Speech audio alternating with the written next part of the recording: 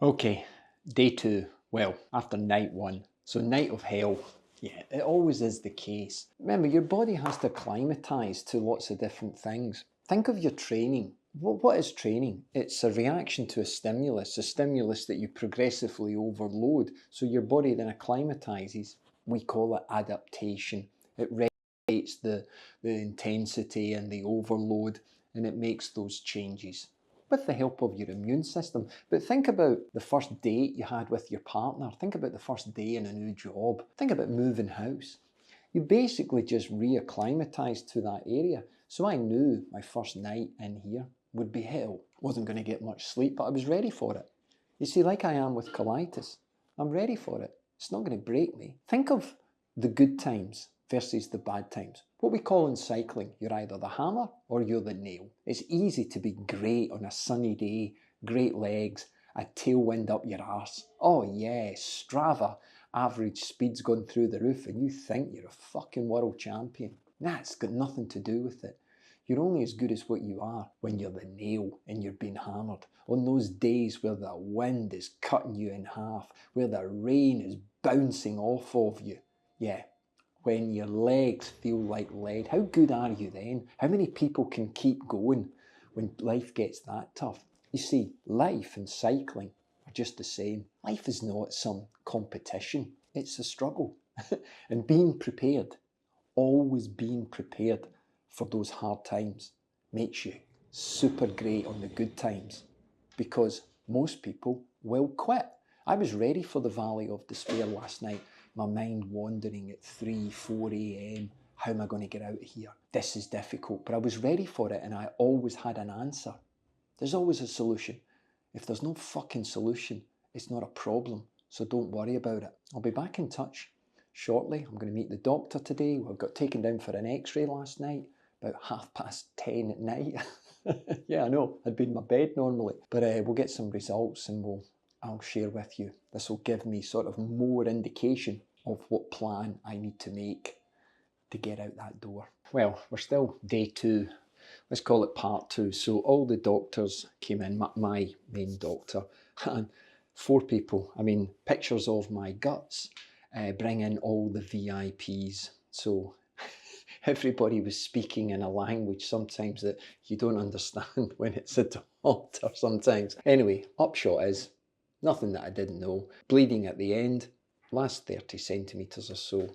Nothing building up in there in terms of my waist. It's all backed up and it's now going the same colour as they were pointing out as my ribs in the x-ray. So this is not good. I kind of chuckled a little bit, thinking, thank fuck I'm not going mad. No wonder I felt like I was dying on Monday. So anyway, they said that this has got to be broken down. There's a number of processes. Some of the medicines they've been giving me for the colitis has been irritating the bowel. There is some functional problem with it. There's a lot of scarring and things are not moving through. And then they hit you with, this is never going to get any better. We don't know what's wrong. We will fix the colitis with the number of drugs and then we'll deal with the bowel. But we need to fix that with other I mean, it was going on and on and on. And I just said, bring it on, okay? We deal with it. Let's do one thing at a time. So later today, yes, I have to have 4 injections. They didn't actually say where. I'm hoping they're not up my ass. But anyway, got 4 of them coming in. That'll start the colitis treatment. Going back onto some steroids. Got my, yeah, you all know what these things are, so got my cannula in. See how long that lasts before I rip it off in the middle of the night when I finally get some sleep. And then I've got a number of medications to take to obviously drive water into this calcification. They seemed a bit more worried about it than me. We'll fix it, okay?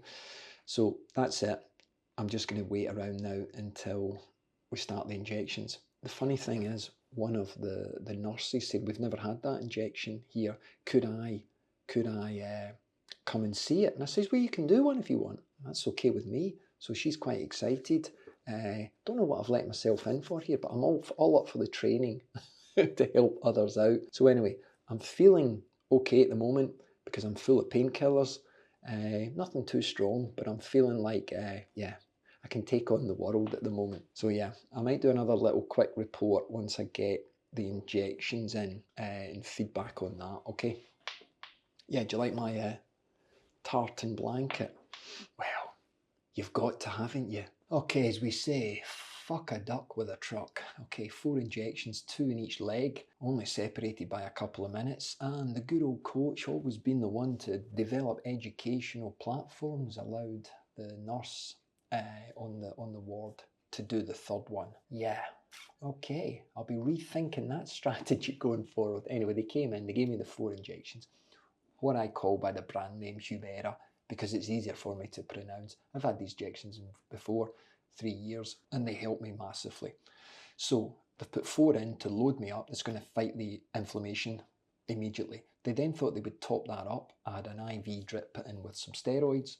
They just pumped me full of that, and I must have swallowed more tablets than a kid eats Smarties. But anyway, they're done. The funny thing was, specialist nurse comes in, does the first one. They go to put it in my belly. Not enough fat there. I went, okay, right, stick it in my leg then. So she stuck the first one in my leg. And anyway, it's just a little sucker on the end. Do a few checks. You click it, the needle pops out, you hold it, you get the suction. I'll show you one, okay? Anyway, I do the second one, no problem. Third one, yeah, okay. Over to the nurse, never seen these injections. They look really cool. Yeah, the word cool's kind of, make me a little bit nervous. Okay, but anyway, she puts it in against my leg.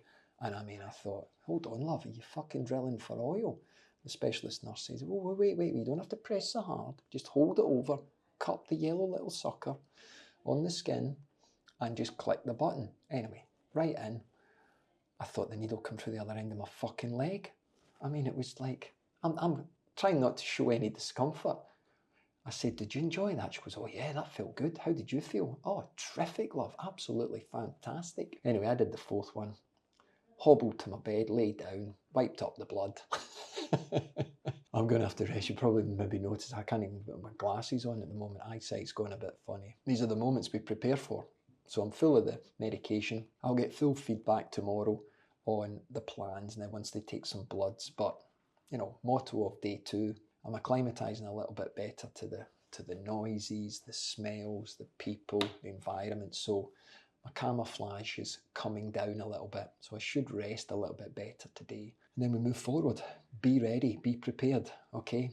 Because see, when you're down, and you're feeling bad, that's when everything seems more sensitive. Everything seems to be closing in on you. At the moment, I'm fucking Han Solo and I'm in the refuse disposal. Luke Skywalker's pissing his pants and fanning about, okay? Princess Leia's looking lovely and trying to do something. Chewie is just being, himself, like a wild dog. And I'm trying to wonder how I'm getting out of here. The walls are closing in, but they will never crush. Don't ever forget that. You're at your most vulnerable when you're at your weakest. But flip it.